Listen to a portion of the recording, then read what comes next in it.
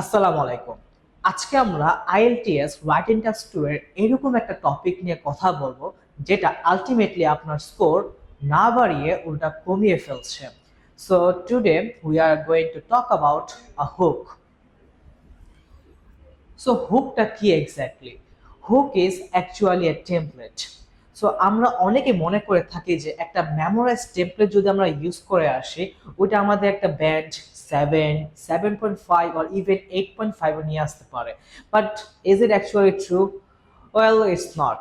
আমরা যদি official band descriptor check দিই, এখানে কিন্তু ক্লিয়ারলি স্টেট করা আছে একজন শিক্ষার্থী তিনটা ক্রাইটেরিয়াতে জিরো পাবে।